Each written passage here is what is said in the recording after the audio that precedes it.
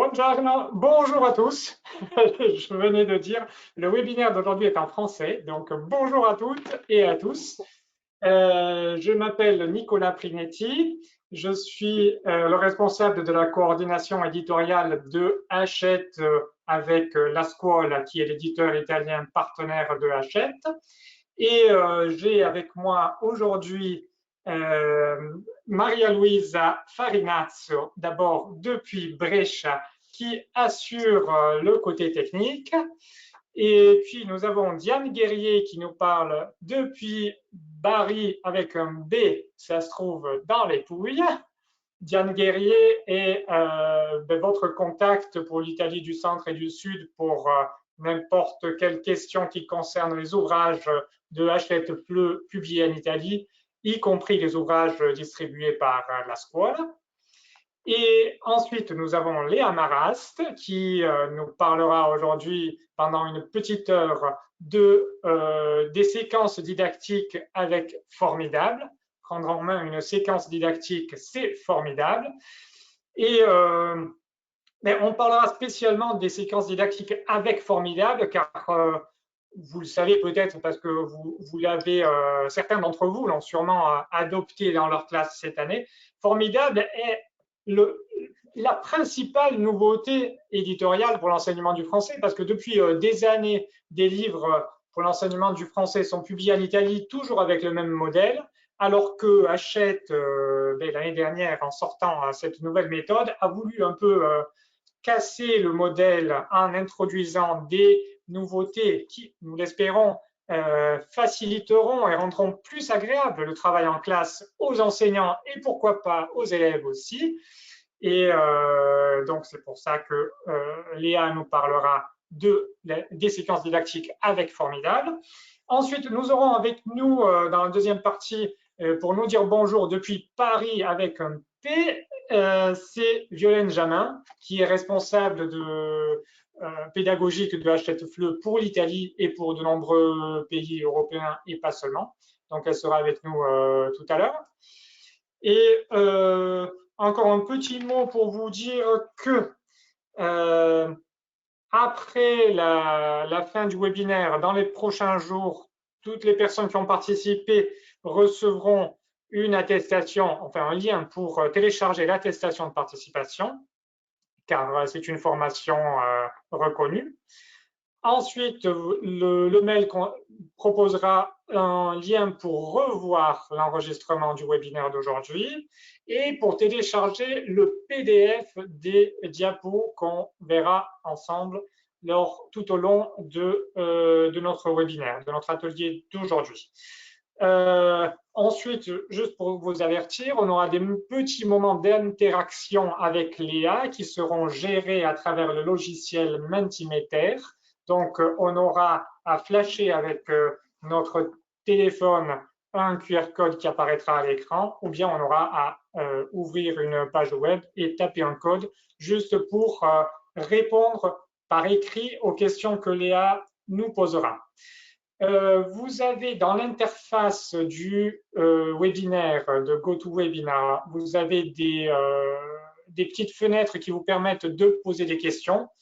Nous les lirons et nous y répondrons à la fin du webinaire ou alors tout au long du webinaire si c'est des questions concernant ce que Léa vient de dire. Je vous invite à écrire, ne soyez pas timide, profitez de l'occasion car Léa est vraiment un volcan d'idées et de suggestions didactiques pédagogiques. Je suis très content qu'elle collabore avec Hachette Fleu parce que chaque fois que je l'écoute, j'ai l'impression d'en apprendre et aussi d'avoir des idées et des motivations en plus pour me motiver moi-même, pour motiver les enseignants et motiver les élèves aussi.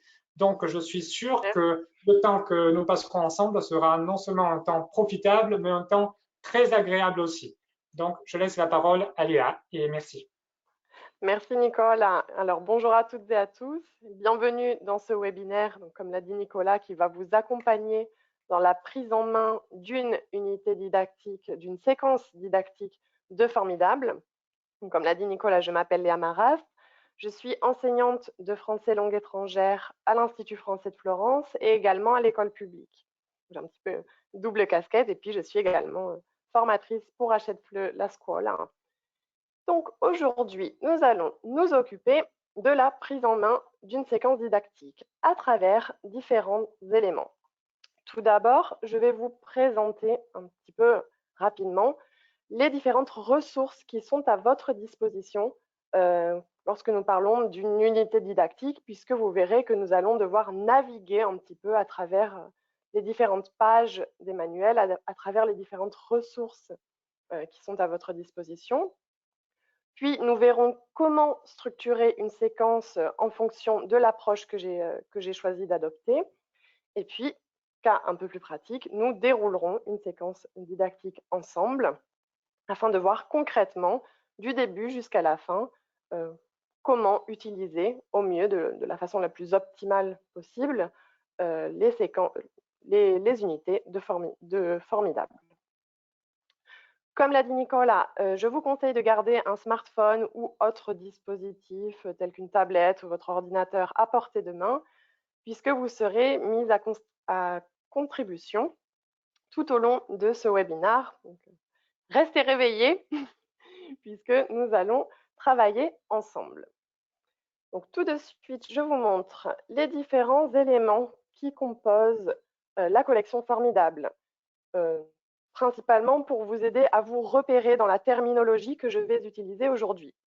Aujourd'hui, je vais donc me référer principalement à Formidable 1, au premier volume de Formidable, puisque nous prendrons en main l'unité 2 de Formidable 1. Ce volume Formidable 1 se retrouve également à l'intérieur de Formidable Compact, qui regroupe les 3 volumes, les 3 manuels et cahier d'activité, puisque dans Formidable volume 1, vous avez à la fois le manuel et le cahier d'activité. Donc, je ferai référence aux deux tout au cours de mon intervention.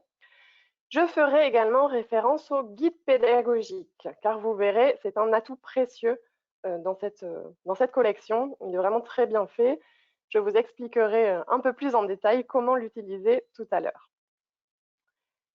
Mais aussi, vous avez également à disposition le manuel plus porté sur la didactique inclusive, qui est formidable pour tous, ainsi qu'un petit livret avec des activités liées à des vidéos, un livret de grammaire et un livre de test qui vous permet de faire des devoirs en classe déjà prêts en fonction des acquis des différentes unités.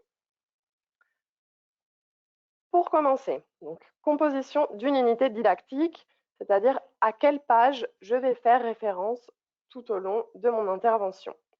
Donc, chaque unité didactique commence par une page initiale et toujours par une question à laquelle les élèves vont essayer de répondre tout au long de leur parcours au sein de l'unité. Vous pouvez voir ici qu'ils ont déjà sous les yeux les compétences qu'ils vont acquérir à travers cette unité. Suite à cette première page, vous avez toujours 2 leçons qui se trouvent sur des doubles pages. Donc pour chaque leçon, nous y reviendrons un peu plus en détail.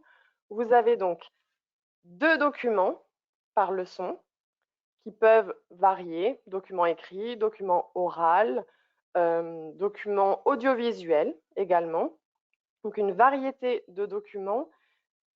Et puisque vous en avez 2 pour chaque leçon et 2 leçons par unité, vous avez donc au moins 4 documents authentiques ou semi-authentiques par leçon, par unité. Pardon. À la suite de ces pages leçons, vous trouvez également des pages lexique et communication, assez intéressantes puisqu'elles sont toujours présentées sous la forme d'une carte mentale qui regroupe tous les éléments de lexique et de communication, les actes de parole, les mots de lexique avec un dictionnaire visuel, mais aussi des activités interactives qui permettent d'acquérir de façon active le lexique et les actes de parole inhérents à la leçon et à l'unité. À la suite de ces pages lexique et communication, vous trouvez des pages grammaire, verbe et prononciation, pour accompagner les élèves dans le réemploi des structures grammaticales, mais également des règles de phonétique qui seront abordées tout au long de l'unité. Et puis, à la fin du manuel, vous avez également 4 pages d'exercices qui correspondent aux activités effectuées à l'intérieur du manuel. C'est dans le même ouvrage, mais à la fin de l'ouvrage, vous retrouvez ces 4 pages d'exercices, une double page liée aux compétences de lexique et de communication, et une double page qui se réfère aux compétences grammaticales. En plus de tout cela, vous avez également, pour chaque unité didactique, accès à un dossier culture et citoyenneté, toujours en lien avec la thématique de l'unité, une page stratégie qui est vraiment très intéressante pour développer des compétences plus méthodologiques chez nos élèves, que ce soit comment comprendre correctement un document oral, donc comment se préparer à la compréhension de l'oral, ou encore comprendre quelle est la meilleure façon que moi, en tant qu'élève, je peux avoir pour mémoriser quelque chose, par exemple du lexique ou des règles de grammaire.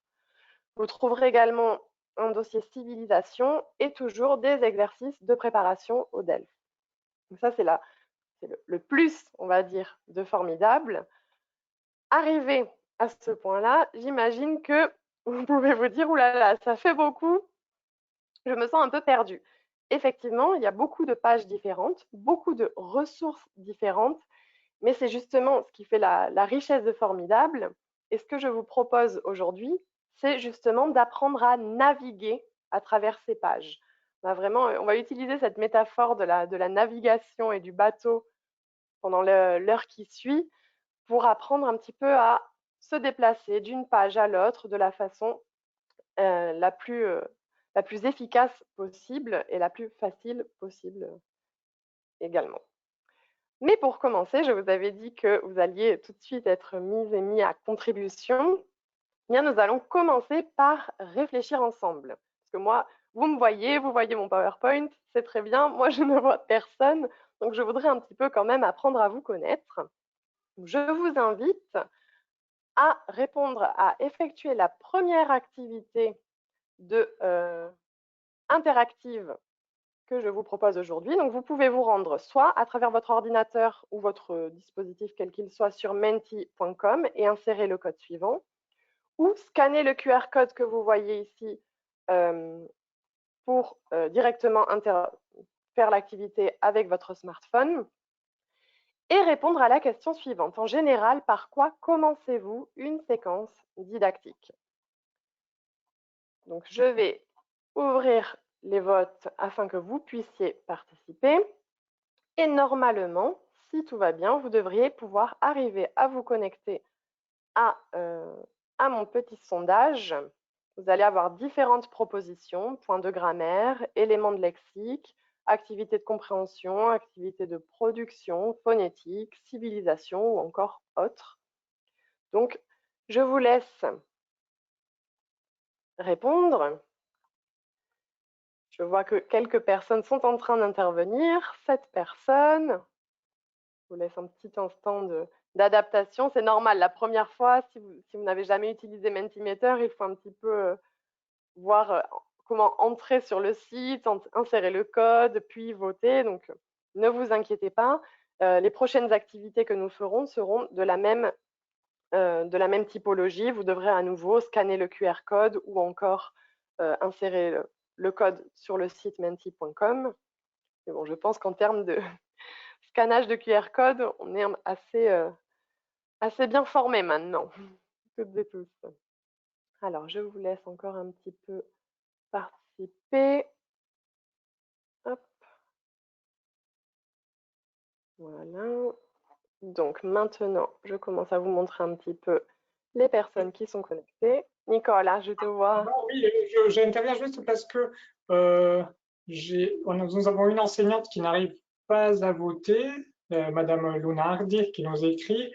Je ne sais pas, parce que ça a l'air de fonctionner, donc il faut peut-être que vous…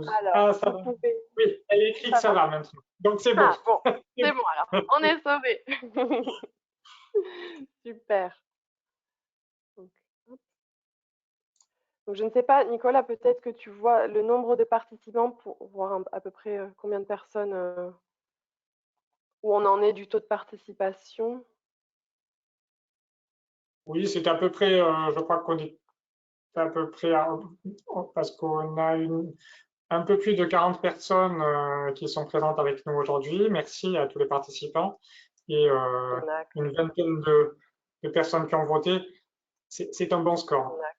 Ok, c'est bon. C'est un bon score et un beau taux de réponse aussi. Je vois qu'on est bien en phase avec pas mal de personnes, effectivement. Donc, j'ai clos les votes pour le moment. Je vois que la moitié presque des participantes et des participantes commencent par une activité de production, tandis qu'un petit tiers, on va dire, s'occupe plutôt de tout ce qui est lexique, le lexique qui a trait à la leçon. Alors, pour les 47% de personnes qui ont participé, on va être d'accord aujourd'hui. Et pour les autres, il n'y a aucun souci. Chacun et chacune fait de la façon dont il veut. C'était simplement pour voir un petit peu quelles étaient les tendances actuelles. Je vais maintenant vous expliquer, en ce qui me concerne, la structure que j'ai décidé de vous proposer en ce qui concerne l'utilisation de Formidable et l'utilisation donc d'une séquence didactique à travers Formidable, puisqu'en ce qui me concerne, j'ai une petite préférence pour l'approche actionnelle.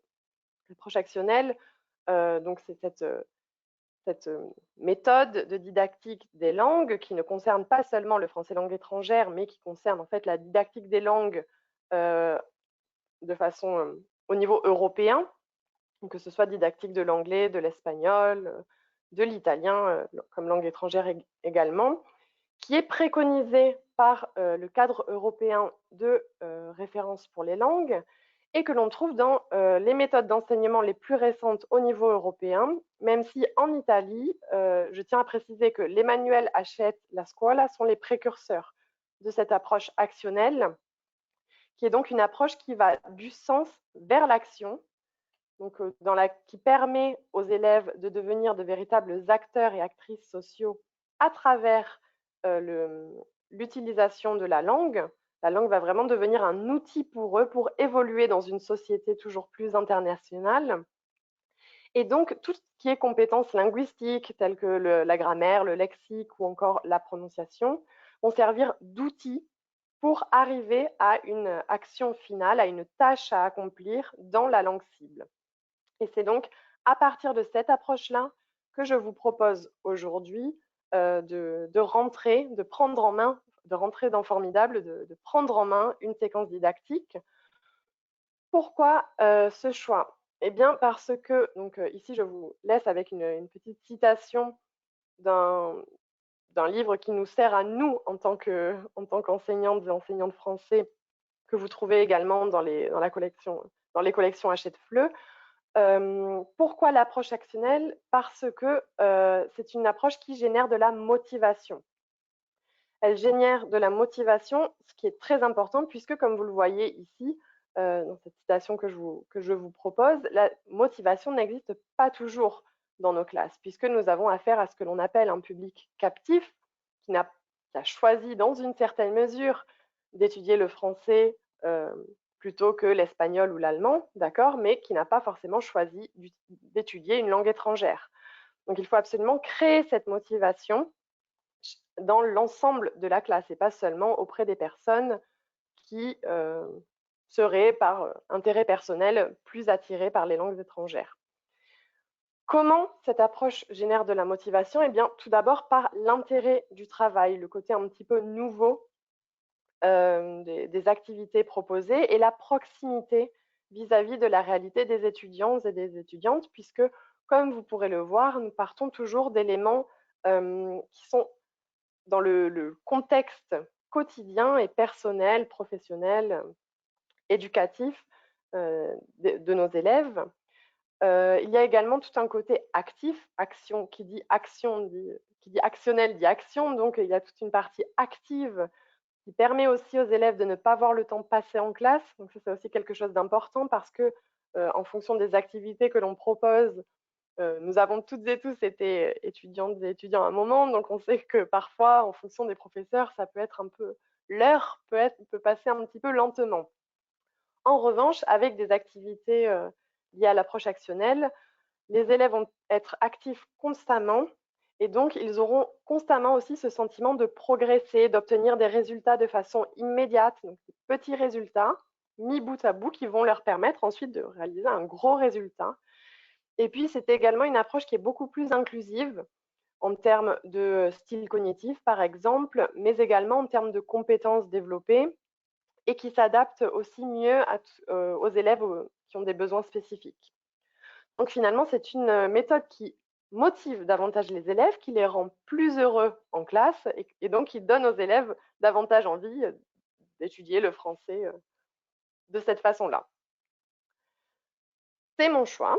Cette approche que je vous propose aujourd'hui est un choix personnel. C'est une des approches à adopter pour profiter de la leçon, mais comme vous pourrez le voir aujourd'hui, ce qui caractérise vraiment les ouvrages de la collection Formidable, c'est leur flexibilité. Et je ne le répéterai jamais assez puisque ce côté navigation, le fait d'avoir toute une multitude de ressources que l'on peut utiliser dans l'ordre que l'on veut, permet à chacun et à chacune d'adapter les activités proposées au contexte de la classe et à ses préférences personnelles. Donc, ce que je vous propose aujourd'hui est une proposition didactique, personnelle, mais libre à vous après de l'interpréter différemment, d'intervertir l'ordre que je vous propose. Ce n'est pas dogmatique, disons. Et justement, pour vous expliquer un petit peu ce qui concerne la structure, l'ordre que je vais vous proposer, donc je vous propose une structure, une séquence didactique qui part du sens et de l'apport culturel et donc de l'intérêt culturel que peut générer un document pour aller vers l'action, vers la production, vers la réalisation d'une tâche.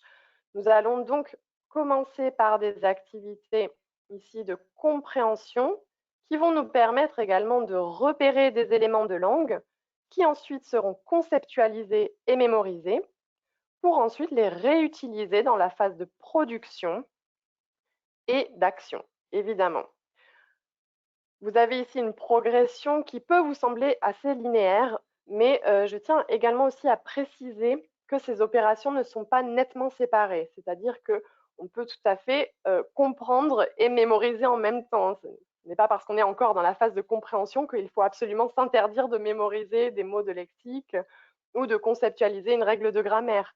On peut tout à fait, par exemple, repérer des mots et des segments tout en comprenant un texte ou encore, à force de réécouter un document audio, évidemment, nous allons commencer déjà à mémoriser certaines structures et certains éléments de langue.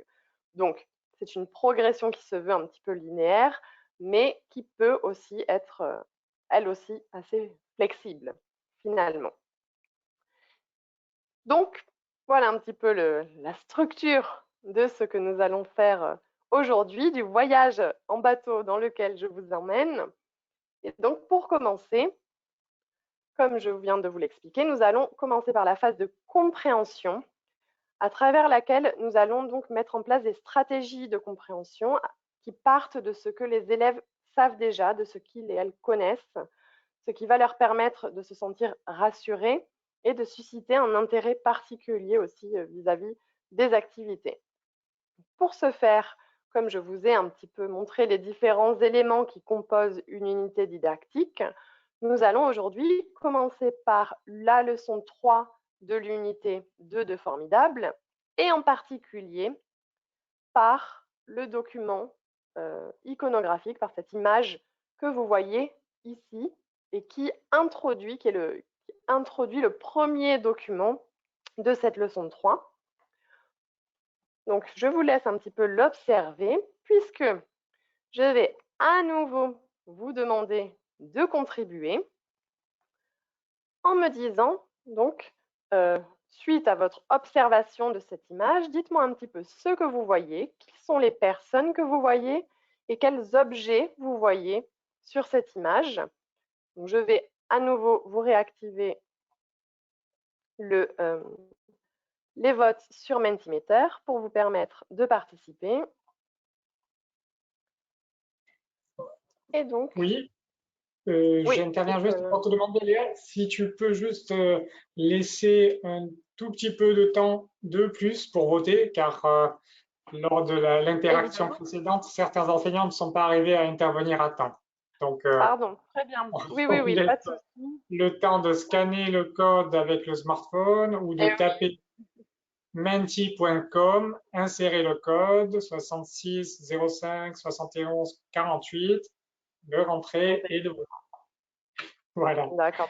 Je vous laisse 2 bonnes minutes, histoire de bien vous familiariser avec l'outil.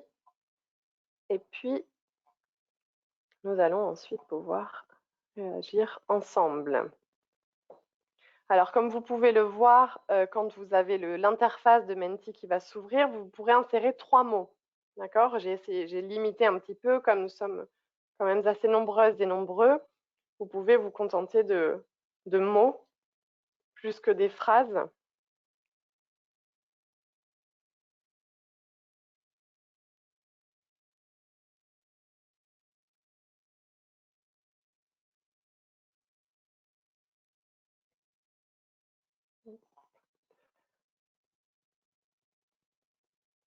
Ok, je vois que 14 personnes ont participé.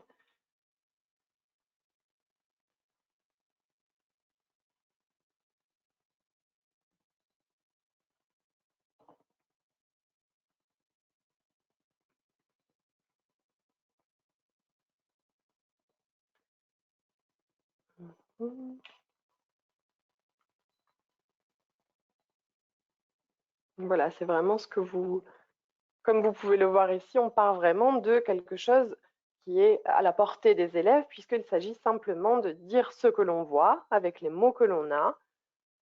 L'enseignant ou l'enseignante pourra éventuellement corriger une erreur de langue ou autre chose, mais principalement, on décrit ce que l'on voit. C'est associé à des compétences qu'ils auront déjà acquis, puisque, je suis en train de voir dans vos résultats, on utilisera des mots qui auront déjà été vus dans l'unité précédente, puisque nous sommes ici dans l'unité 2 de Formidable. Oui, nous n'avons plus d'enseignants qui nous signalent des difficultés à D'accord. voter, donc je crois que c'est bon là. Je pense que on va pouvoir reprendre. Voilà. OK. Donc, je vous montre un petit peu ce que vous avez proposé. Donc, ce qui est intéressant sur Mentimeter ici, c'est que lorsqu'un mot apparaît en plus gros comme ça veut dire qu'il a été utilisé par davantage de personnes. Donc, plus un mot est gros, plus il est récurrent dans vos réponses. Et effectivement, ce sont des mots qui sont à la portée des élèves. Justement, des élèves, nous voyons des élèves, des élèves, des élèves, une maîtresse ou une prof, et des drapeaux, des documents et des dessins. Et donc, pourquoi je vous ai posé cette question, me direz-vous? Vous ne pouvez pas me le dire, mais j'imagine déjà peut-être pourquoi je vous ai fait faire cette petite activité. Eh bien, c'est une activité que moi je fais régulièrement avec mes élèves pour commencer une séquence didactique, pour qu'ils et elles commencent à émettre des hypothèses vis-à-vis du contenu de la séquence. Et donc, cela va générer un intérêt particulier vis-à-vis du document, quel qu'il soit écrit, oral, audiovisuel, puisque lors de l'écoute, lors de la lecture, lors du visionnage, ils et elles voudront vérifier que les hypothèses qu'ils ont faites sont correctes. Donc ici, par exemple, vous pouvez leur dire, voilà, ici, nous voyons des élèves, effectivement, avec une prof, une maîtresse et des drapeaux. À votre avis, de quoi va parler cette unité? De quoi allons-nous parler? Et donc, cela va rendre, par cette toute petite activité, vous voyez, ça nous a pris 2 minutes. En classe, c'est encore plus rapide puisque vous avez une interaction directe avec vos élèves. De façon assez rapide, vous allez pouvoir les intéresser, les captiver dès le début de la séquence et ne jamais les lâcher, les emmener avec vous sur votre bateau. Une fois cette première phase, on va dire, de mise en route de remue-ménage et d'hypothèses effectuées, nous allons pouvoir passer aux activités de compréhension pure et dure, qui sont effectivement liées à des activités dans les manuels formidables. Donc ici, les élèves vont travailler sur la compréhension orale du dialogue ci-dessous. Donc vous avez dans le manuel, vous avez à la fois la transcription de ce dialogue, de cet échange, et le document oral, évidemment. Ce que vous pouvez faire dans un premier temps, c'est leur demander de couvrir ce dialogue pour se concentrer véritablement sur la compréhension orale de la langue, et ensuite leur demander donc d'effectuer, de répondre à certaines questions, d'effectuer quelques activités. Seulement, moi ici, je vous les ai mises dans le désordre. Donc, je vous invite cette fois à noter vos réponses simplement sur une feuille de papier, à faire vos propres hypothèses pour savoir dans quel ordre ces activités sont effectuées. Je vais vous laisser une petite minute, le temps de bien prendre connaissance et du dialogue et des activités associées. Vous notez vos réponses et puis ensuite, je vous montrerai la correction dans la slide suivante.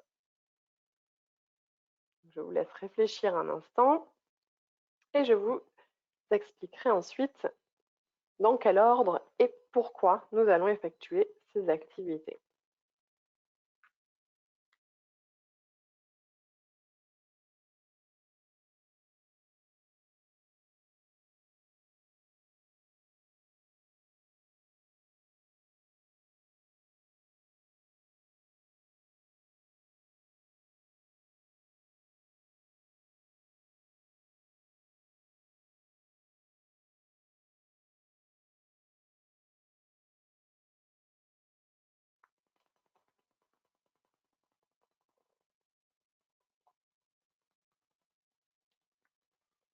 Ok, donc je pense que tout le monde a eu le temps de réfléchir un petit peu, d'identifier dans quel ordre, possiblement, nous allons pouvoir travailler. Je vais vous montrer la correction. Donc, en combien d'étapes s'effectue cette partie de compréhension, cette première étape de compréhension, et pourquoi. Donc, pour ce qui est de la correction, vous pouvez voir qu'on commence par un premier exercice, ascolta e punta la risposta corretta, qui parle qu'est-ce qui est présenté et ce qu'est la diversité culturelle, mais représentée sous forme de dessin, puisque nous sommes à un niveau A1, débutant. On ne prétend pas que les élèves puissent nous expliquer encore ce qu'est la diversité culturelle en français. En italien probablement, mais en français, pas tout de suite. Puis, une deuxième écoute, dans laquelle il s'agit d'associer à chaque jeune un ou plusieurs pays et les couleurs qui correspondent à ces pays, au drapeau de ces pays. Pourquoi ces deux étapes? Pourquoi ces deux écoutes dans cet ordre-là? Eh bien, tout d'abord parce que la première écoute est toujours une écoute de compréhension générale, notamment pour en ce qui concerne les documents audio. Le premier contact avec le document peut parfois être un peu désarçonnant pour les élèves. Oh, je comprends rien. Oh là là, c'est horrible. Non, on va toujours essayer de mettre en place avec eux des stratégies. À la première écoute, tu essaies simplement de comprendre quel est le sens général de ce que tu entends. Donc, qui parle de quoi, tout simplement.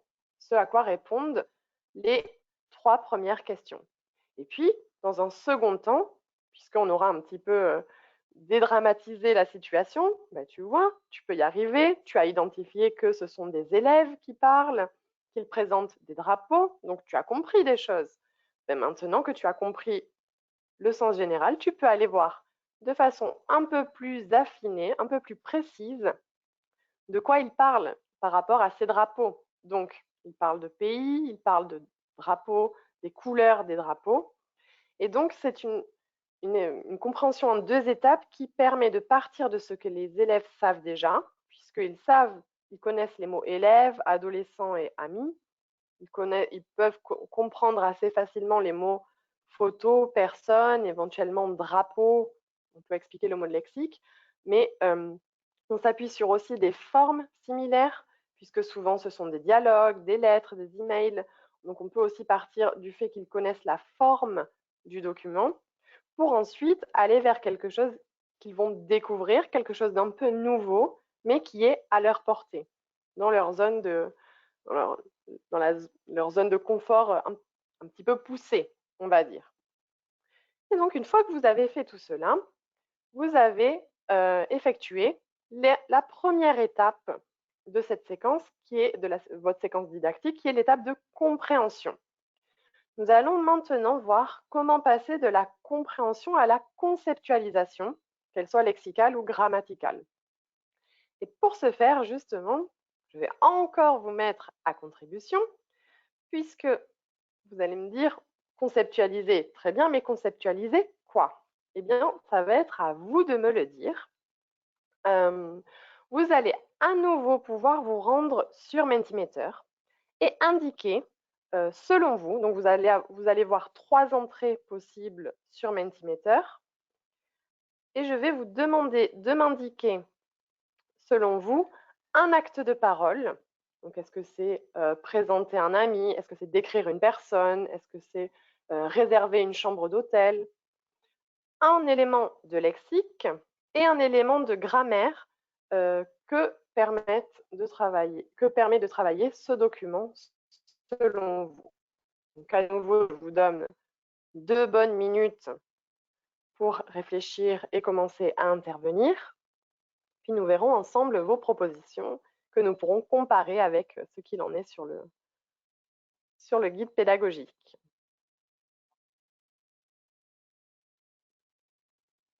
Donc, je vous laisse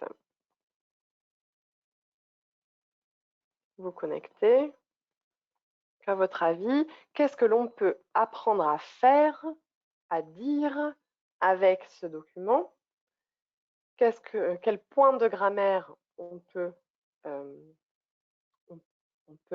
travailler? Donc, il y en a plusieurs évidemment, mais peut-être qu'un ou deux peuvent vous sauter un peu plus aux yeux, hein, il y a plusieurs possibilités.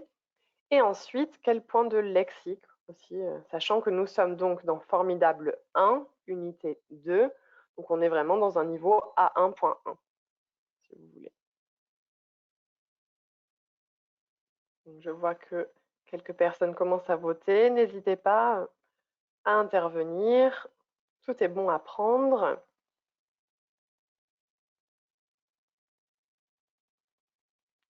Je vois quelques éléments récurrents qui commencent à ressortir, donc c'est parfait. Effectivement. C'est bien de voir que vous êtes toutes et tous parfois, une majorité d'entre vous est un peu sur la même longueur d'onde. Ça fait plaisir, c'est rassurant, pour vous comme pour moi. Super. Alors, encore quelques personnes. On va attendre encore 1 minute. Et puis, vous allez pouvoir... Il reste encore une petite minute avant de clore les votes. Beaucoup de choses intéressantes, effectivement. C'est vrai que c'est des choses auxquelles on est habitué dans les premières leçons.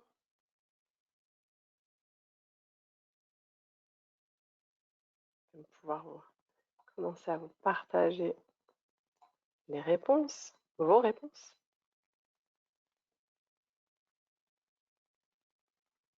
Donc, beaucoup d'éléments, c'est génial.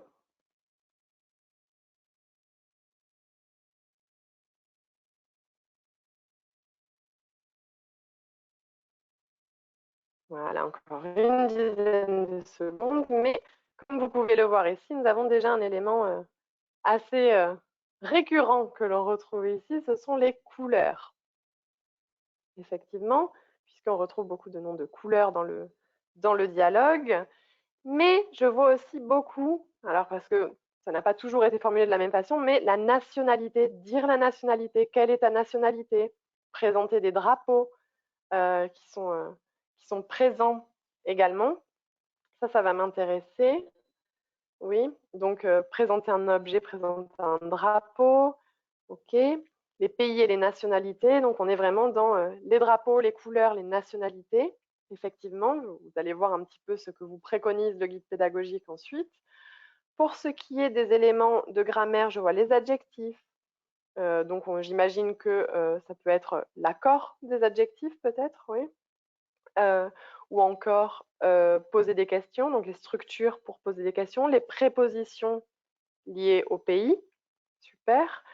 Et pour le lexique, les adjectifs de nationalité ou alors encore les couleurs du point de vue du lexique. Donc c'est intéressant, on est bien, on est parti, on est dans le bon chemin. On a pris le bon bateau ensemble, donc c'est parfait. Évidemment, ce que je voulais vous montrer avec ça, c'est qu'il y a toujours une multitude on va dire, d'applications possibles à un document, une multitude d'exploitations possibles, mais que les activités de Formidable servent toujours un but précis.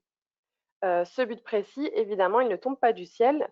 Il est présent dans le guide pédagogique qui vous a été fourni si vous avez choisi d'adopter Formidable comme collection, comme manuel de classe.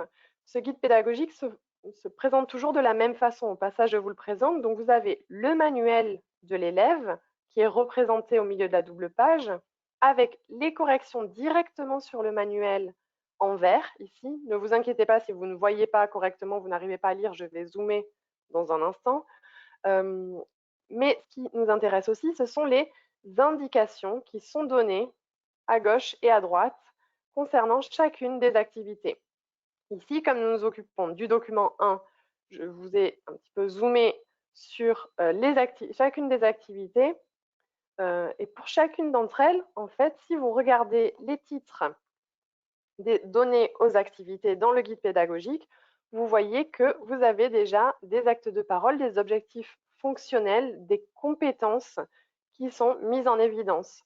Donc, effectivement, les activités de compréhension que je vous ai présentées aujourd'hui vont permettre de comprendre le nom des pays, d'indiquer le pays d'origine ou encore de s'entraîner à indiquer son pays d'origine. Donc d'abord comprendre le pays d'origine, puis l'indiquer à quelqu'un d'autre.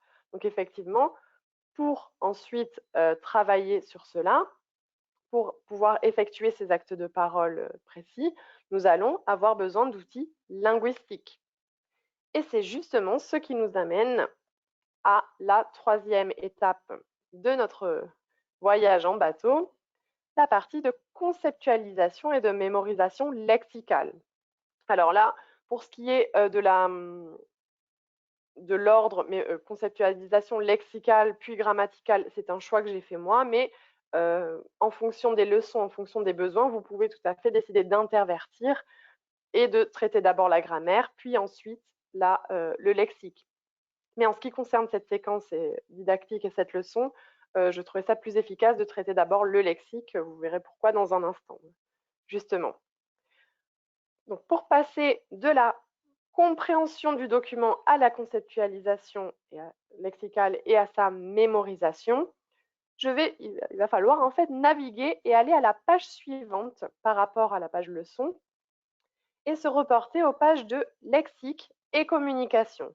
Comme je vous l'ai dit tout à l'heure, ces pages lexique et communication sont composées d'une carte mentale qui regroupe tous les éléments lexicaux et communicatifs que va traiter l'unité complète, donc qui va être traitée au sein des 2 leçons et donc à travers les 4 documents proposés. Et puis en dessous, vous trouvez des activités interactives qui vont accompagner les élèves dans la mémorisation. Nous, ce qui nous intéresse aujourd'hui, c'est cette partie-là de la carte mentale qui concerne les noms de pays, puisque c'est ce qui aura été conceptualisé à travers la compréhension de notre document. Les noms de pays apparaissent ici. D'accord, très bien, mais qu'est-ce qu'on en fait? Comment on les fait mémoriser aux élèves? Eh bien, je vous propose vous-même de les mémoriser. Donc, vous allez avoir 1 minute et 30 secondes pour mémoriser le plus grand nombre possible de noms de pays. Alors, on ne triche pas, évidemment, hein, on ne les écrit pas sur un papier. L'objectif, ce n'est pas d'avoir mémorisé le plus grand nombre de mots possible, plus que les autres, mais simplement de faire l'exercice soi-même pour se mettre un petit peu de temps en temps à la place de nos élèves. Donc, je fais partir le chronomètre et vous avez donc 1 minute 30 pour mémoriser le plus de noms possible. Je vous laisse vous concentrer. Chacun et chacune peut avoir sa propre méthode.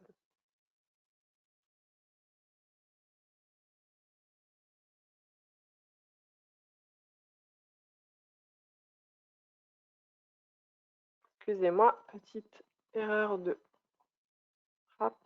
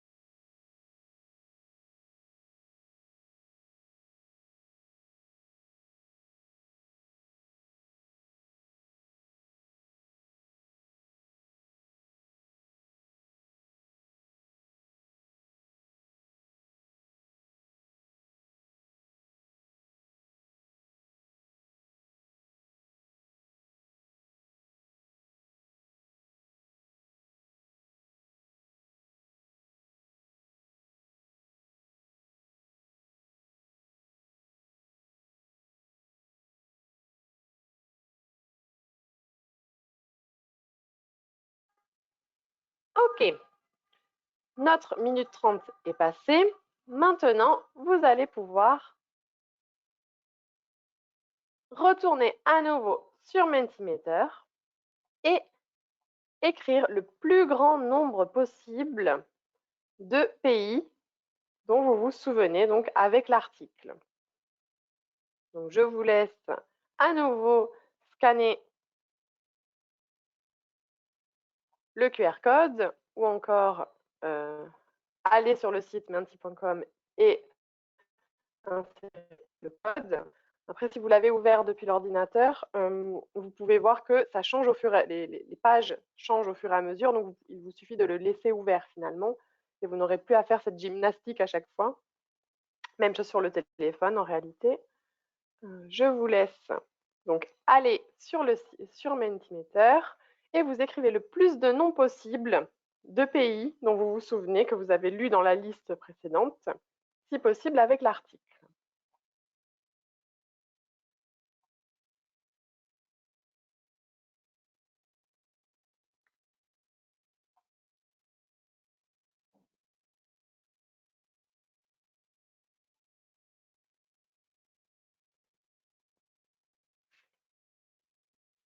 Allez-y, hein.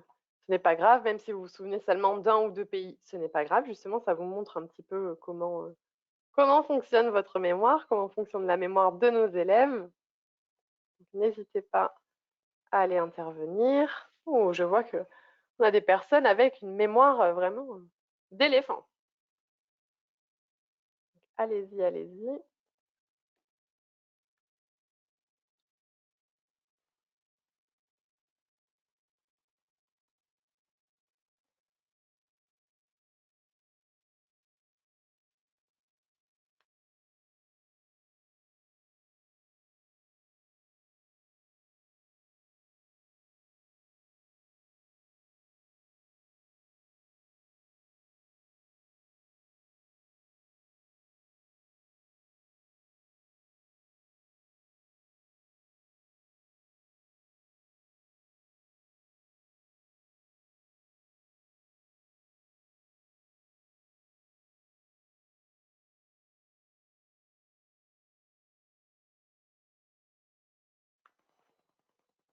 Encore 1 minute.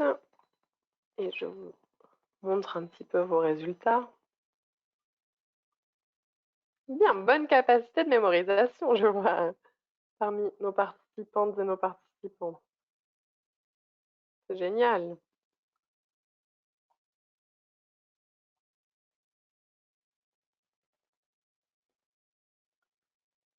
OK.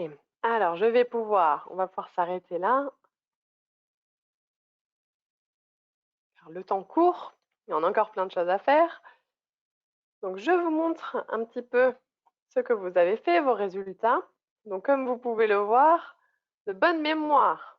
Il y avait 16 pays à mémoriser. Ici, par exemple, 1, 2, 3, 4, 5, 6, 7, 8, 9, 10, 11. C'est quand même de très bons scores. Vous voyez que dans l'ensemble, vous avez réussi en 1 minute 30 à mémoriser un grand nombre de pays avec l'article correspondant. Eh bien, félicitations, vous venez de faire le même exercice que vous auriez pu donner à faire à vos élèves en classe. Puisque, comme vous allez le voir dans une seconde, vous venez de faire la même activité qui se trouve en fait en dessous de la carte mentale sur la page lexique et communication de Formidable. Face à la bulle les noms de pays, il y a en dessous une activité correspondante à faire par deux, mémoriser les noms de pays pendant 3 minutes, puisqu'on parle quand même d'apprenantes et d'apprenants. Vous êtes professeur de français, donc je vous ai laissé un peu moins de temps. Puis, fermez le livre, écrivez le plus de noms possible et ensuite comparez avec l'autre groupe. Donc, on est vraiment dans de la mémorisation active, de l'interaction avec les différents groupes classes. Et puis, il y a un petit aspect aussi ludique qui rend cette phase d'acquisition assez amusante dans un premier temps. Puis, de toute façon, ne vous inquiétez pas, on ne perd pas de vue le côté didactique, le côté pédagogique, l'apprentissage, puisque une fois que ce travail a été fait, vous pouvez vous reporter à la double page lexique et communication du cahier d'activités qui va ensuite, à son tour, proposer des activités de réemploi pour fixer correctement les connaissances. Donc, on a vraiment toute une séquence de conceptualisation qui est progressive et également active et interactive. Une fois cette phase de conceptualisation lexicale, nous pouvons maintenant effectuer, nous pouvons maintenant nous pencher sur la conceptualisation et la mémorisation grammaticale. Donc, pour ce faire, retour en arrière dans notre petite navigation au sein du livre, on retourne sur la double page leçon. Et en particulier, nous retournons sur la deuxième écoute qui aura été effectuée par les élèves afin d'utiliser leurs réponses à ces activités pour conceptualiser le point de grammaire qui nous intéresse ici. Donc, je vous montre ici la même activité, mais extraite du guide pédagogique. Comme ça, vous pouvez voir les réponses attendues, donc la correction, les réponses attendues de nos élèves en vert. Et à partir des réponses données par les élèves suite à l'écoute, nous allons pouvoir mettre en place une démarche de conceptualisation grammaticale. Moi, cette démarche, je l'ai détaillée en 4 étapes possibles, en 4 questions-réponses possibles. Donc, questions posées par l'enseignant ou l'enseignante et réponses attendues des élèves. Ça ne veut pas dire que du premier coup, il va toujours y avoir quelqu'un qui va donner la bonne réponse, mais que l'on va les guider vers cette réponse-là. Seulement, je les ai mis dans le désordre. Je vous laisse une petite minute pour essayer de voir les couples questions-réponses et d'identifier quel pourrait être l'ordre de cette démarche. Dans quel ordre je pose quelle question?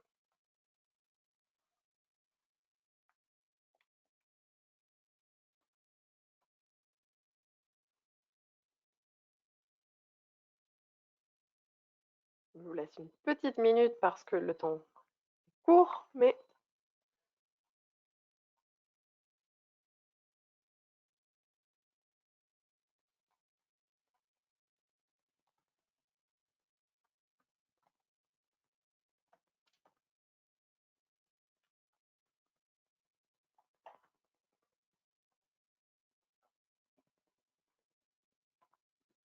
Alors voilà, encore quelques secondes pour réfléchir. Vous notez vos réponses sur une feuille. Je ne vais pas vous demander de reprendre vos smartphones cette fois. Et ensuite, je vais vous montrer un petit peu dans quel ordre nous allons pouvoir poser ces questions et pourquoi.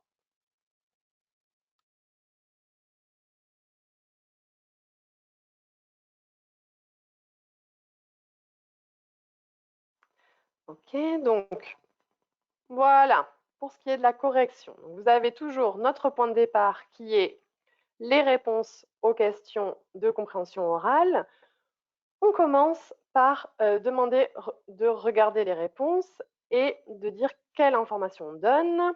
Puis, que remarquez-vous des points communs et des similitudes entre les différentes phrases? Regardez le drapeau du Japon, est-ce que c'est masculin, féminin, singulier ou pluriel? Puis, le pays d'origine et la règle grammaticale. À répéter, donc cette séquence est à répéter, cette démarche, pour de la, de L' et des.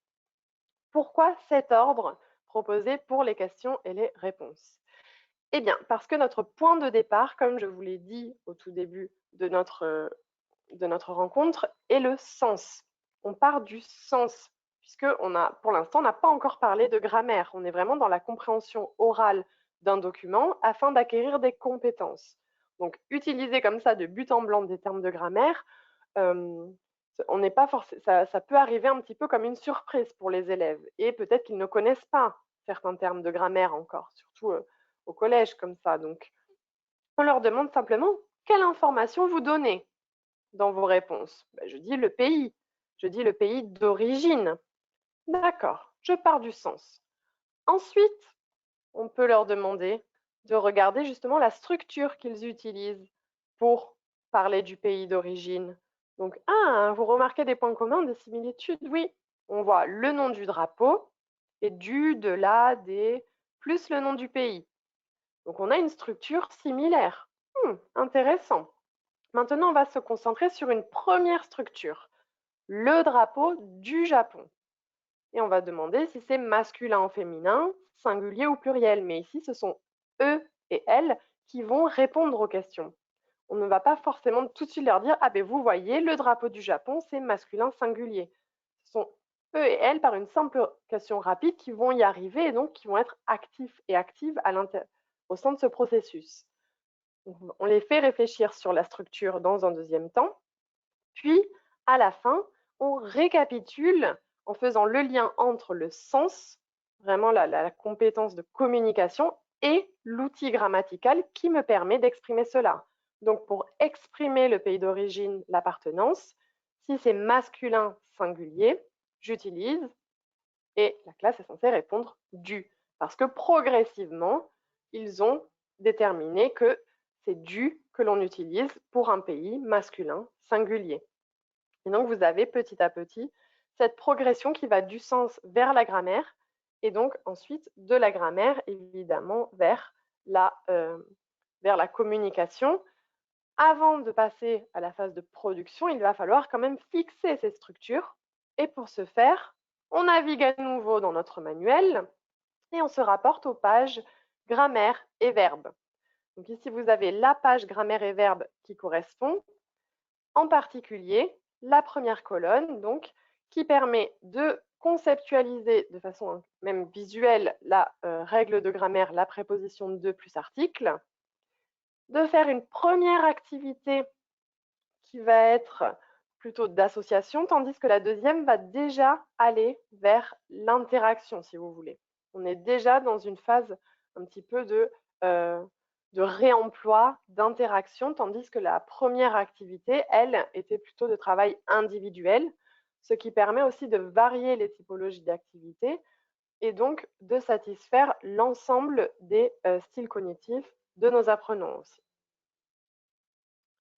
Une fois qu'on a bien fait tous nos exercices de grammaire, qu'on a bien fixé la règle de grammaire, nous pouvons passer à la phase de production ou encore aux phases de production.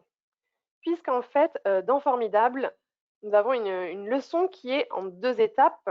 Je vous ai dit 2 documents, donc 2 étapes. Et la première phase de production intervient à la fin du travail, ici sur le premier document. Vous allez avoir une petite production de mi-parcours qui se trouve donc à la fin de la première page de la double page. Ici, vous voyez qu'il s'agit simplement de dessiner un drapeau et que notre camarade de classe devine de quel drapeau il s'agit. Ce qui est intéressant ici, c'est que ça réactive un petit peu la classe. On vient de faire de la grammaire, on vient de faire des exercices. Donc là, il faut un peu se réveiller, il faut parler, il faut agir. Et donc, par une rapide activité un peu ludique, on favorise la répétition, on favorise le réemploi des structures, on favorise également l'interaction entre les élèves, pas seulement avec l'enseignant ou l'enseignante. Et ça leur montre aussi qu'ils et elles sont capables de produire quelque chose. Déjà, on n'est pas arrivé à la fin de la leçon que vous pouvez déjà produire quelque chose. Donc, c'est satisfaisant et c'est encore une fois motivant. La deuxième étape de production, nous l'avons déjà sous les yeux dès le début de la leçon, mais il faut avoir complété l'ensemble de la leçon pour y arriver. C'est notre fameuse tâche finale que vous trouvez en bas à droite de la double page. Il faut avoir complété toute la leçon, c'est-à-dire que la même démarche que vous avez appliquée au premier document, vous devrez l'appliquer au second document afin que vos élèves aient l'ensemble des compétences nécessaires pour pouvoir réaliser cette tâche finale, qui est la création du drapeau de la classe. Le drapeau de la classe, ça implique de pouvoir dire les couleurs du drapeau, la nationalité, mais également de parler de sa famille, ce que l'on apprendra à faire grâce au deuxième document qui se trouve sur la double page. Mais ce qui est intéressant ici, c'est que cette tâche finale, même si elle est en bas à droite, on l'a sous les yeux dès le début. On sait qu'on part des drapeaux de la classe pour arriver au drapeau de la classe. Et donc, on a vraiment les modèles, les documents nous servent de modèles à appliquer pour réaliser cette tâche. Donc, 2 activités de production par leçon qui permettent aussi de reprendre le rythme, de réactiver un petit peu les élèves et la classe. Pour conclure, je vous propose un petit peu de reprendre ensemble tout le parcours à effectuer pour utiliser de la façon la plus efficace possible les pages de Formidable. Donc, pour reprendre un petit peu ma métaphore du bateau, nous partons toujours de la double page leçon qui va être notre port d'attache, notre point de départ, à partir duquel on va naviguer dans le manuel. Et surtout, sur cette double page, les véritables points de départ, ce sont les documents qui, je ne le répéterai jamais assez, sont nombreux dans les unités didactiques. Donc, minimum 4 documents par unité didactique, c'est vraiment quelque chose de rare et donc de précieux, qui permet aussi de varier les activités, de varier l'intérêt des élèves aussi. Les points de départ qui sont présents en haut de chacune des pages, mais également le point d'arrivée. Je vais d'un point A, je vais à un point B et j'ai déjà tout mon parcours sous les yeux. D'accord? Donc, mon point de départ, mon point d'arrivée ici. Pour arriver à cette ligne d'arrivée, eh bien, je vais devoir faire quelques petites activités avant. Je vais d'abord devoir comprendre le document. Comprendre de façon générale ou un peu plus précise. Puis, à partir de mes activités de compréhension, je vais pouvoir conceptualiser des éléments de langue. Donc, la deuxième partie des activités de compréhension me permet de partir naviguer dans mon manuel pour aller voir les noms des pays et les articles qui y sont associés dans les pages de lexique et communication, mais également si je reviens à mon port d'attache qui est la double page, de repartir plutôt vers les pages de grammaire et verbes afin de bien conceptualiser et mémoriser les règles de grammaire inhérentes au document que je suis en train d'étudier. Puis, nous arrivons à notre point final, qui est donc la production une première production que je trouve en bas de la première page et une deuxième production un peu plus consistante qui va réutiliser l'ensemble des compétences fonctionnelles et linguistiques acquises au sein de cette leçon et donc qui va permettre de tout réutiliser, à savoir que je ne le fais pas de façon un petit peu aléatoire, j'ai toujours ces petits rappels dans chacune des pages leçons qui me rappellent « Ah oui, j'ai étudié les noms de pays, j'ai étudié les propositions de plus articles, j'ai vu que j'avais les adjectifs possessifs qui changent en fonction du genre et du nombre. J'ai aussi étudié le lexique de la famille ou les différentes façons de dire la nationalité. » Donc tout ça, ce sont les outils qui vont me servir pour réaliser ma tâche finale qui, encore une fois, est présente dès le début. Donc on a déjà l'objectif dès le début de la leçon et rien ne nous empêche d'informer les élèves de cet objectif, de leur dire « Ok, on commence par les drapeaux. » Une prof, on avait dit ici notre point de départ, une maîtresse, une prof qui montre différents drapeaux à ses élèves. Eh bien, nous partons de ça parce que notre objectif final, ça va être de créer les drapeaux de la classe. Le drapeau de la classe. Et pour ce faire, vous allez devoir apprendre à faire quelques petites choses en français, ce que nous allons faire petit à petit, selon la démarche que je viens de vous présenter. Donc voilà, nous avons un petit peu navigué à travers les pages de Formidable. Il ne me reste plus qu'à vous souhaiter bon vent, comme on dit en français, pour votre propre voyage à travers ce manuel. Et si vous avez des questions supplémentaires, eh bien je vous propose de me les poser sur Mentimeter. Donc à nouveau de scanner le QR code ou de rentrer sur menti.com et d'insérer les questions possibles, sauf s'il y en avait déjà avant, je ne sais pas, dans le chat. Si Nicole, tu as vu quelques questions passées ou sinon, n'hésitez pas. Donc rendez-vous sur Mentimeter. On va pouvoir un petit peu voir les questions qu'a pu générer cette prise en main. Oui, en fait, on avait une question de la part d'une enseignante qui demandait si c'était prévu d'expliquer la grammaire en français.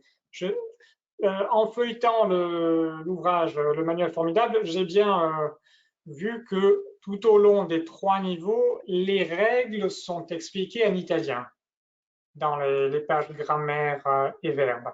Mais peut-être qu'on peut ajouter quelque chose de plus à ce propos. Oui, je pense que à partir du moment où les règles sont justement expliquées en italien de façon écrite, moi je suis toujours un peu partisane d'utiliser le français le plus possible.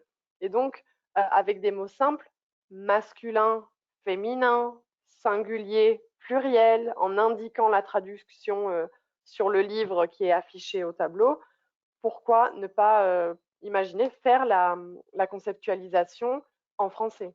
Moi, j'essaie de privilégier cela dans la mesure du possible. Après, c'est un choix de chacune et de chacun. Mais je dirais plutôt oui, si possible. Voilà. Alors, si le code QR, ben, on va le faire voir à nouveau dans une minute, le code QR pour poser des questions. Mais, Je l'ai montré, je pense, le code QR, non? oui, oui, c'est bon, il est à l'écran, mais comme je vais prendre l'écran là pour D'accord. quelques petites diapos finales avant D'accord. les réponses aux questions, je laisse encore le QR à l'écran juste pour vous dire justement, que je vais occuper les 2 minutes qui suivent pour vous rappeler quels sont les volumes de Formidable pour les élèves, pour l'enseignant, etc. et des propositions complémentaires aussi. Et cela va vous donner le temps pour poser vos questions par écrit, que ce soit à travers Mentimeter en flashant le code qui est encore à l'écran ou que ce soit sur le chat questions qui apparaît à l'intérieur de l'interface de GoToWebinar. Alors, je reprends juste l'écran Oui. un petit instant. Alors, est-ce que tu veux que j'arrête de partager mon écran, Nicole? Alors, normalement, je devrais pouvoir reprendre l'écran. Je peux faire hop. Merci. Merci. Vas-y, comme ça tu peux.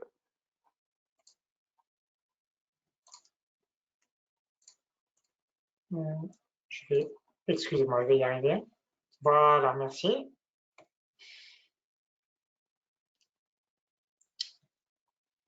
Alors, il faut juste que, est-ce qu'on voit déjà mon écran? Oui, oui, oui. Oui, alors comme je vais hop, passer en mode présentation. Alors là, je pense qu'on voit. Ah voilà, c'est bon, c'est en train de se charger. Voilà. Alors, je vous montre donc la liste des volumes de Formidable. Nous avons alors les trois niveaux, niveau 1, 2, 3 et l'édition compacte avec leur volume complémentaire Vidéo Plus 1, 2, 3 compact et le volume Grammaire intégrale qui est encarté. Ceci est donc l'intégralité des volumes standards. Ensuite, nous avons un volume complémentaire pour les élèves qui est formidable pour tous, qui est donc pensé pour les besoins éducatifs particuliers, et un guide pédagogique de 388 pages et un livre des tests qui contient les tests et les activités pour la didactique inclusive. Les tests sont aussi bien disponibles sur le web en version Word et les fichiers audio des tests sont disponibles aussi dans l'espace enseignant sur le site La Scuola. Et ensuite, par rapport au volume complémentaire, je voulais juste vous citer la collection DELF qui vous sert à préparer vos élèves à ces certifications. Pour ceux qui ont la possibilité de préparer les élèves au DELF, justement. Sur le DELF scolaire et junior, nous avons une collection qui vient de sortir, c'est-à-dire la collection qui existait déjà auparavant, DELF scolaire et junior, a été entièrement rééditée et adaptée au nouveau format des épreuves, et cela grâce aux auteurs de Hachette Flux qui sont aussi les auteurs des épreuves officielles du DELF. Donc, nous avons vraiment ce qu'il y a de mieux comme contenu pour préparer les élèves. Les volumes A2, B1 et B2 sont déjà disponibles. C'est plutôt A2 qui nous intéresse.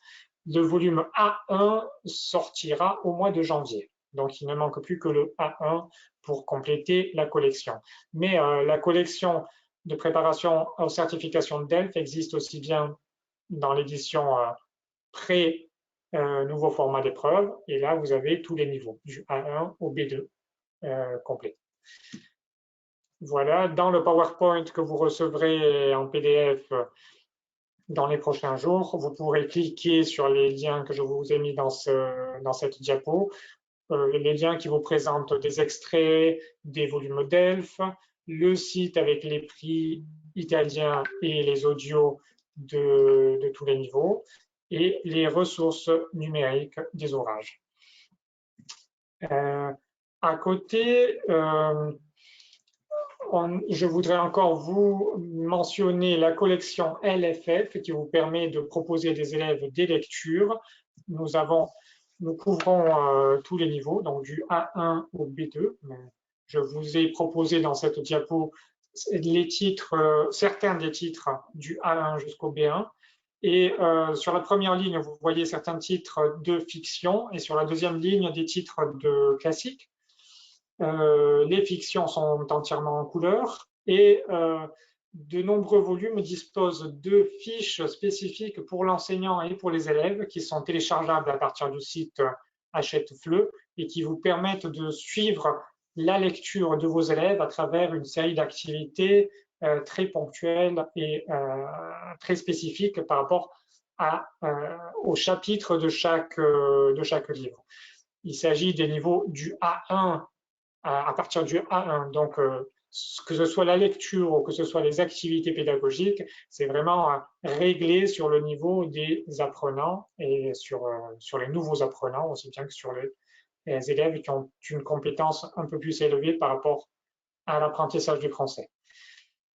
Et voilà, juste une diapo pour vous dire merci, pour vous rappeler les adresses email de Diane Guerrier, la mienne, Nicolas Plenetti, et celle de Violaine Jamin, qui nous a rejoint aussi depuis Paris et que j'invite aussi à nous dire bonjour. Et puis après, je laisse la parole à nouveau à Léa pour contrôler vos questions et vos remarques sur Mentimeter et pour y répondre. Voilà. Voici Violaine qui est apparue depuis Paris. Bonjour Violaine. Bonjour Nicolas, bonjour Léa, bonjour à tous. Bonjour Violaine. Voilà. Et donc, Léa, est-ce qu'on a des questions sur la page de Mentimeter? Alors, on a une petite remarque plus qu'une question, en fait, puisque je vais à nouveau vous partager un instant mon écran, comme ça vous allez pouvoir aussi. Ah non, je peux plus. Pourquoi je peux plus? Ah, je suis plus. Ah voilà. Hop. Super. Donc vous allez pouvoir voir à nouveau le code si vous voulez intervenir. Une remarque plus qu'une question, en fait, c'est quelqu'un qui disait malheureusement à cause du Covid, les activités de groupe sont un petit peu pénalisées, les activités de production en groupe. Alors, il est vrai que je ne sais pas si c'est la même chose pour toute l'Italie, mais en ce qui concerne la Toscane, maintenant les élèves sont retournés en présence en classe et à capacité normale. Donc, même s'ils ne se rapprochent pas à 10 cm l'un de l'autre, je pense qu'on peut quand même imaginer faire des activités où où il et elle dialoguent depuis leur bureau respectif finalement. Donc pour tout ce qui est interaction, je pense que c'est assez faisable. Et dans cette période de Covid qui a été assez tragique pour beaucoup d'entre nous, quelques outils ont fleuri quand même qui nous permettent aussi justement de pallier à tous ces manques-là, et notamment tout ce que l'on a, tous les outils comme les pads. Moi, j'utilise beaucoup les pads en complément justement des activités qui sont proposées en complément plutôt, pour mettre en application les activités proposées dans les manuels de la collection, puisque ça permet justement d'interagir de façon, on va dire, informatique, de façon digitale, sans pour autant perdre de vue le côté interaction.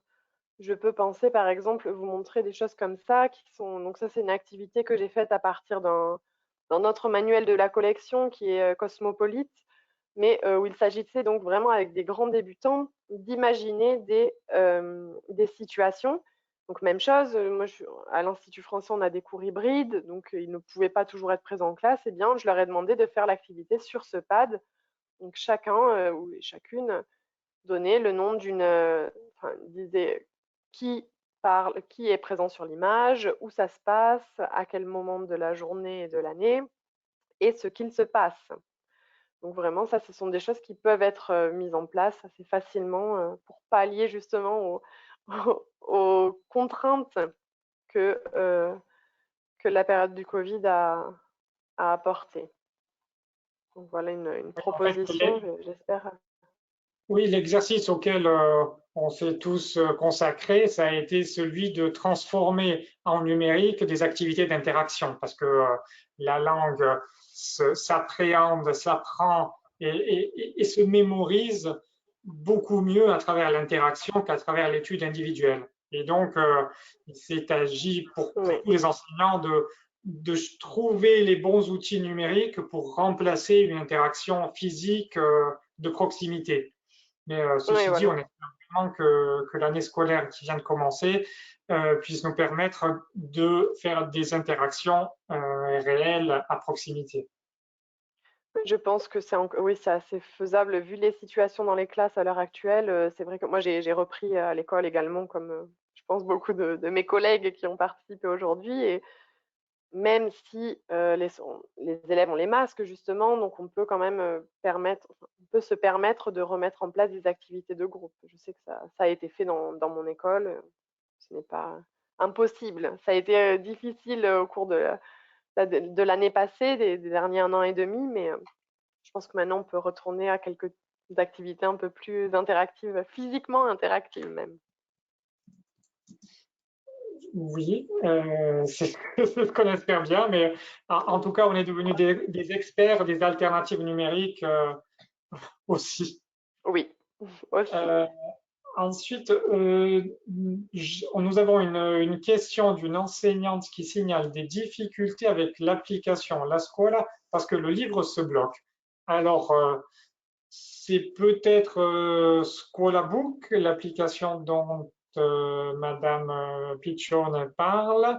Je vais remettre sur le chat les adresses email de Diane Guerrier et la mienne aussi, parce que si vous avez des difficultés très concrètes pour l'accès au numérique ou au contenu ou des difficultés enfin très opérationnelles, n'hésitez pas à nous écrire directement parce qu'on va analyser votre problème spécifique et chercher autant que possible de le résoudre.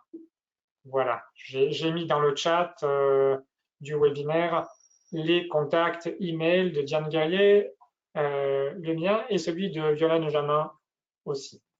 Voilà, c'est notre. Puis si vous avez encore des questions pour Léa, on va pas transmettre les questions à Léa aussi. Oui, oui, n'hésitez pas. Donc pour ce qui était de Mentimeter, j'ai pas eu d'autres questions. J'ai eu une remarque gentille, merci à la personne. Oui, nous avons aussi des remerciements sur les questions dans l'interface de GoToWebinar, mais c'est nous qui vous remercions. Oui. Et s'il n'y a pas d'autres questions ou d'autres remarques, je n'ai qu'à vous dire un grand merci pour avoir participé à notre rencontre d'aujourd'hui. Nous espérons que vraiment que Formidable ouvre une voie nouvelle dans la façon dont le français est enseigné, parce que je crois que tout en n'étant pas un livre de rupture, c'est un livre qui ouvre des voies nouvelles à l'action, à l'interaction, à l'apprentissage à travers l'action et l'interaction, justement. Et donc, nous espérons tous que le grand effort que nous avons fait pour créer une méthode qui a des points d'innovation assez importants vous conviennent, correspondent à ceux dont vous avez besoin. Et si ce n'est pas le cas, s'il vous plaît, écrivez-nous, contactez-nous, parce qu'on est là pour vous écouter et pour essayer de vous fournir ce qui vous sert vraiment pour vos cours. Merci Léa, merci Diane, merci Violaine, merci Maria-Luisa qui assure le côté. Oui. Au revoir et à bientôt. Au revoir. Au revoir. Au revoir. Et un grand merci à Nicolas aussi pour les interventions techniques. Oui. Merci à tous.